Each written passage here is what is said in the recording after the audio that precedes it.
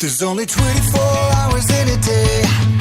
I got a pair of earbuds and I wish there was a way that I could know just what I want to listen to. There's 150,000 shows that I'm not sitting through. When the world is dark and boring, let us do your exploring. Pod on pod. Pod on pod. Welcome to Pod on Pod, a guide to the world of podcast because it's not your daddy's radio. We're your hosts, Josh and Joel. Every week, we're going to bring you a review of a different podcast. What we'll do is we'll go through the archives, not just the stuff that's at the top of the charts, but something from every different genre, because we believe there's a show for everybody. So the first thing that you may be asking yourself is, who are these people and what are they doing in my earbuds? Well, the first thing is, we've already introduced ourselves. I'm Joel. and I'm Josh. You can find me online at The Rogues Life on Twitter. You can find me on Facebook too. And of course, you can find us at our website, podonpod.com. Thanks to Team ProCreate for setting that up. But you can't find Josh anywhere online. I prefer to be selfishly disconnected. Yeah. And that's one of the things that we think is going to make this show interesting. We bring some really different perspectives to the world of podcasts, but what we both bring is a love for the medium of podcasting itself. Whether you're brand new to this, whether this is maybe your first show that you've ever listened to, or whether it's your 100th show and you're just looking for a new show to add to your gigantic commute, we want to be there with you. We want to help you weave through this new medium and through the wild, wild west that is podcasts. So today we want to tell you a little bit about us and the way that we're going to set up the show, the way that it's going to go week to week, and then how often you can hear it and where you can find more. It's going to be our 0 hour. Exactly. It's our secret origin episode. First off, I thought it'd be nice. Why don't we just start with a simple question? What was the first podcast you remember listening to? The first podcast I listened to, and it wasn't even really a podcast, man, because I didn't know what one was. In my head, it was just pieces. It was like highlights from a radio show that was recorded and you could download. That was my scope of podcasting. Okay. Like Kid Craddock in the morning, you can download a 15-minute segment of the show that hits all the highlights. That's what I thought a podcast was. Right. But we started watching the Ricky Gervais show on HBO, and you mentioned that it was all predicated on his podcast. Yeah, that they had this audio already in the can. They had these interviews. They had recorded this thing. It had already even been released into the wild, and somebody just edited it down and then animated it. Right. And not only did that exist, there were other podcasts that people had already done this to on the internet. You could go on YouTube right then, and we did. We went and watched right then a bunch of different clips. I began to suggest other shows to you that I was already listening to. Now, and I was excited about the concept, the possibility of original content. Free, just hanging out there, waiting for you. It's not something that's been repackaged, recanned, and sent out. It was original. It was original entertainment, man. Well, and not only was the particular episodes original, but you and I discussed like the nature of the conversation, the nature of the format was original in that the long form conversational nature of it and the fact that there weren't a lot of dollars hinging on it allowed things to really open up. You could get to deeper levels of comedy. You could get to deeper levels of introspection and understanding of a celebrity because of it. We weren't waiting on a commercial break and we weren't waiting on a snippet. It's the freedom of it. You're beholden to no one but you, your ideals, your viewpoints, your content, and the convenience of it. You could get weeks behind and still catch up in the matter of hours. Yeah, that is. I hadn't thought about that, but that is. It's not like your DVR can become oppressive. Like you've got these shows waiting for you, and all of a sudden you're like, I'm 20 hours behind on the TV that I'm supposed to watch. Because you don't want to hear spoilers. You don't want to hear your buddies talking about it. You don't want to hear people at the water cooler at work talking about it, because you want to experience that new and fresh yourself. And podcasts lend themselves to that perfectly. Yes. So anyway, that's your first entry into podcasts is you and I introduced you to the Ricky Gervais show. And then I got real heavy into Smodco. Yeah, Smodcast and Tell 'em Steve Dave was another one of your favorites from Hollywood early on. Babylon. As a matter of fact, you were into Hollywood Babylon way before I ever listened to that. Smodcast was one of my first ones, but it wasn't the first show that I ever listened to. My first real entry into podcasting was the HBO show Deadwood had a companion radio program on like XM radio. Now, I didn't have XM radio at the time, but somebody had packaged those shows up together and then put them out on the internet. And you could download those. And I loaded those up on my little iPod Shuffle, the one that just looked like a flash drive. Yeah. Yeah, and I would listen to them for hours on end. And it was actors from the show talking in between, playing DJ over outlaw country music, pretty much. That was the format of the thing. Really? It was like 4-hour segments, and they'd do one a week along with the development of the show. And so sometimes they'd talk a little bit about the show. This was years after Deadwood had already aired when I found it, so it wasn't spoiling anything for me. I could just enjoy the music and then get a little snippet about the show that I love too. It was very, very cool. And I'd gotten on those. I had heard the word podcasting, and there were a few of the bloggers that I read that had started to do it, but I didn't have any devices that would. I never had a real iPod. The iPod Shuffle was the only one that I ever had. But to be fair, you are an Apple user, proponent. You love their products, so. I did have iTunes. I was deep into the iTunes. Yeah, so thing. podcast, I mean, that lends itself well to you. I've always been an Android user. I've never been an Apple product. I've never owned an Apple product. Well, and pre-Android, you barely had a computer. You've never really been an internet user or a computer exactly. user. I prefer to be, for someone of my age and my generation, it's extremely odd that technologically I live my life as a 90-year-old man. I wouldn't say that I got an iPhone the first time because of podcasts, but like if I had listed 5 reasons that I as an individual needed to have a smartphone, and in particular this iPhone the first time that I bought one, podcasting would have been on the list. Right on. I'd gotten really into a few shows, Smodcast being one of them, but it was such a pain.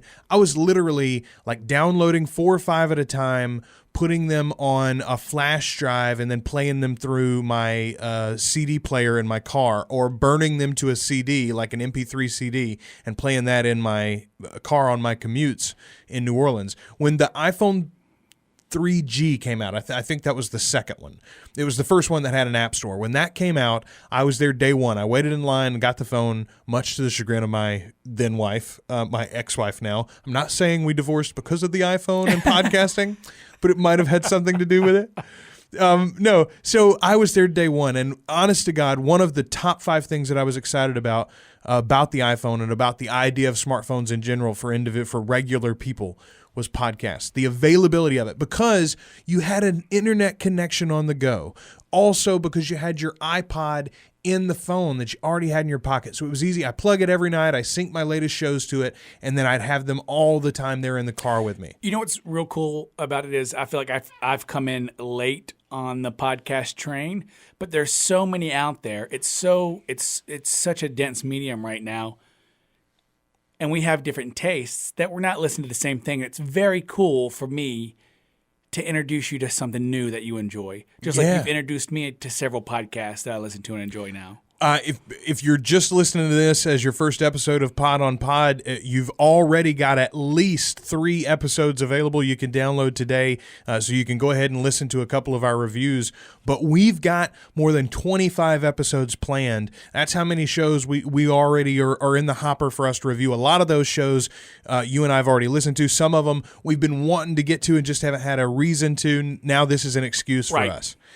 So this show is something that's going to be a labor of love for us. We hope you guys enjoy it too. And some of that anticipation has ended in heartbreak, and some of it has ended in joy. Yeah, sometimes you hear a lot about a show, you hear that name mentioned over and over again, and you develop like an idea of what the show is going to be, and you're like, boy, when I get to that one, it's going to be a good time, man. And you finally listen to it, and you're like, oh. Why didn't someone warn me? Why did this get made? So that was my first question. Second question, as quickly as you can, give the elevator pitch, in your opinion, for podcasting. Why is podcasting so awesome? If this is the first episode of a show that somebody's ever listened to, why should they listen to another one?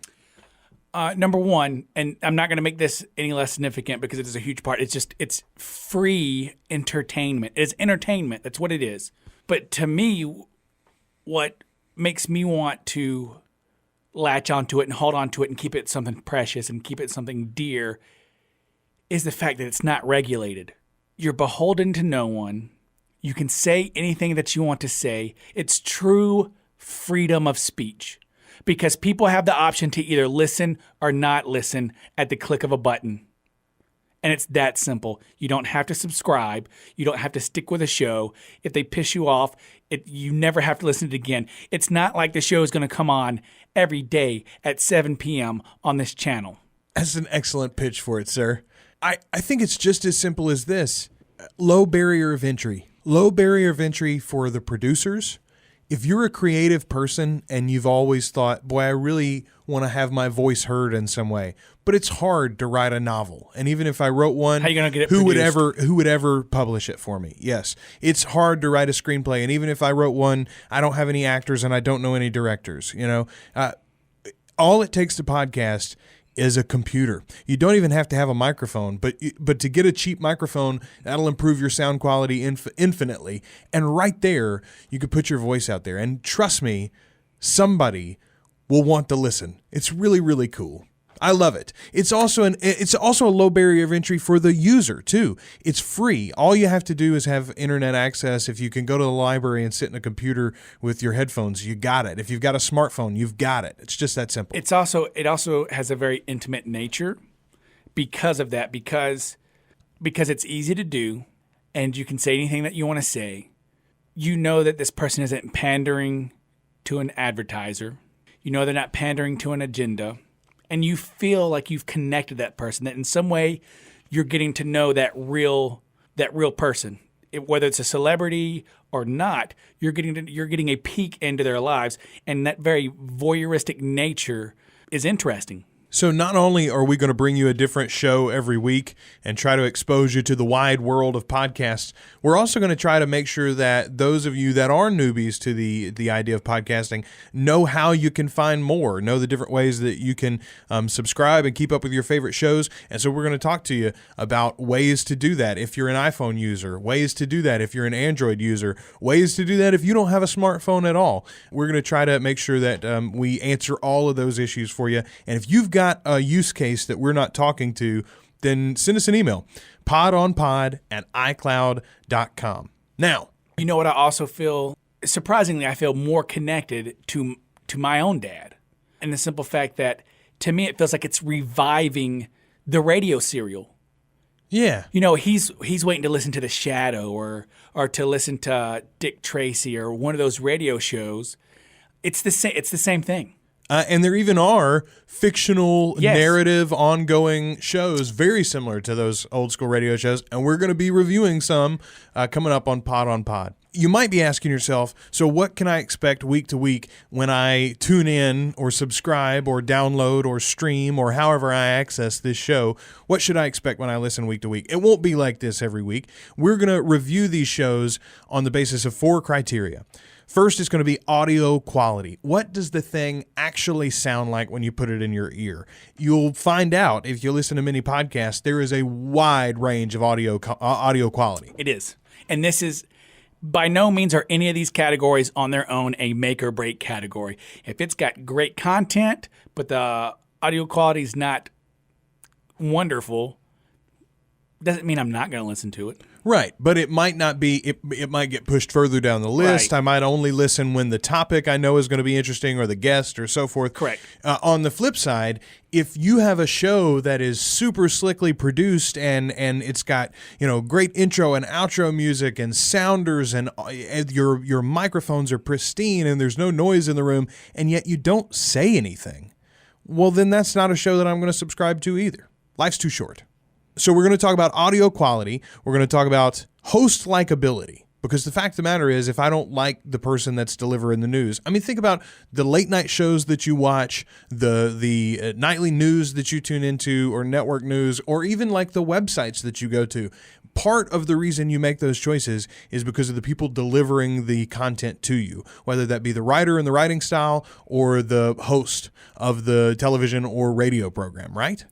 Well, I listen to things that have hosts. Some of the stuff I listen to, I know has hosts that people don't really care for, whether it's their tone or their views. But I'll listen to them anyway. Like even somebody if I find it interesting enough, even though they speak very in a monotone, I can still find that enjoyable. I can zen out.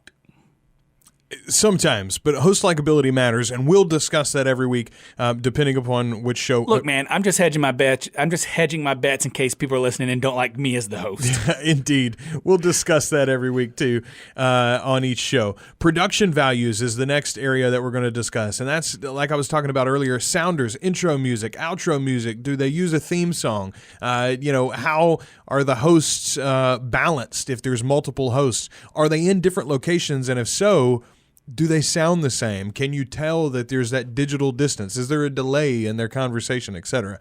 That'll all go into discussing the production values. And this, I'll admit, is like a low area of importance for you. Am I right? For me, yeah, almost. Like as long as you can hear the conversation and you like them and the content's good, you don't care if there's It doesn't matter. It's like this. If it's produced like it's the morning zoo, I'm okay with that. If it's produced like it's an NPR show, I'm okay with that too. And then the last area is content, the actual content itself, the meat and potatoes, so to speak.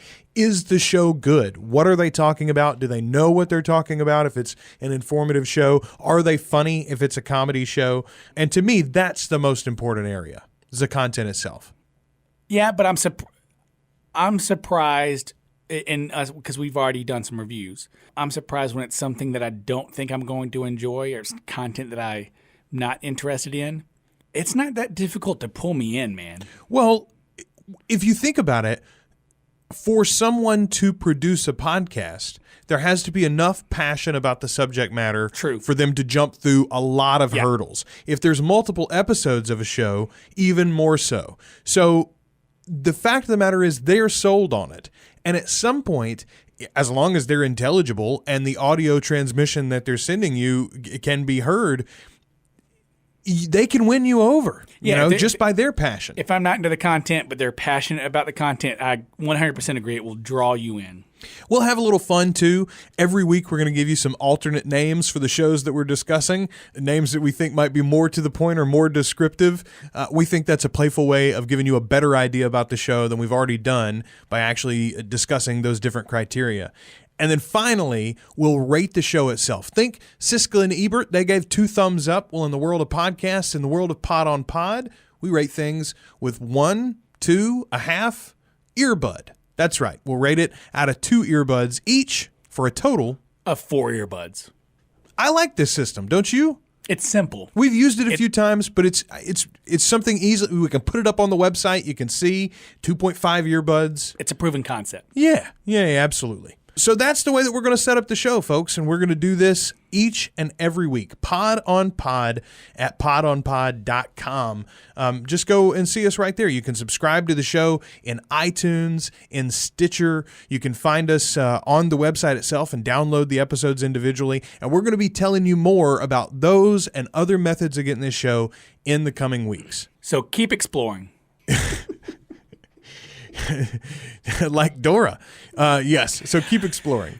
The other thing you should know about this show is that Pod on Pod is part of the Procast network, a ProCreate production. ProCreate is a community of artists in film, music, digital arts, and fine arts that helps them connect and collaborate on projects. You can find out more at www.teamprocreate.com. Also, be sure to check out the Non-Content Podcast if you're a fan of gaming and or anime. You can find them on YouTube. Search Non-Content Podcast. So a big thank you to Team ProCreate. We already had in our minds to do this show, but Team ProCreate was looking for a podcast. We fit each other like gloves, and look, we're off to the races. They've given us a lot of help getting this thing set up, and we're looking forward to a long and productive partnership. Cheers. So, if this is your first episode of Pod on Pod, I guarantee you there's more to come. Keep looking in your subscription feed or on the website or wherever you found this episode. Go back. There's already a couple of reviews waiting for you, and there'll be more each and every week at podonpod.com. Until next week, I'm Joel. And I'm Josh. And this has been Pod on Pod. There's only 24 hours in a day. I got a pair of earbuds and I wish there was a way that I could know just what I want to listen to. There's 150,000 shows that I'm not sitting through. When the world is dark and boring, let us do your exploring. Pod on pod. Pod on pod. Are you wanting something funny? Are you wanting something smart? A show on astral projection or the history of art? Do you want to learn a language or how to play guitar? Just leave it up to Joel and Josh. Pod on pod. Pod on pod.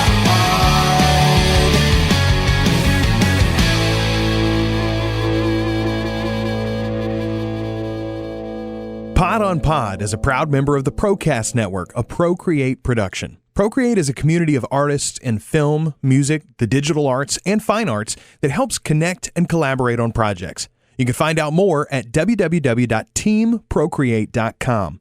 Also, be sure to check out the non-content podcast if you're a fan of gaming and or anime. The Pod on Pod theme song is written and performed by Adam Dale. Find his music in iTunes and more information about him on our website.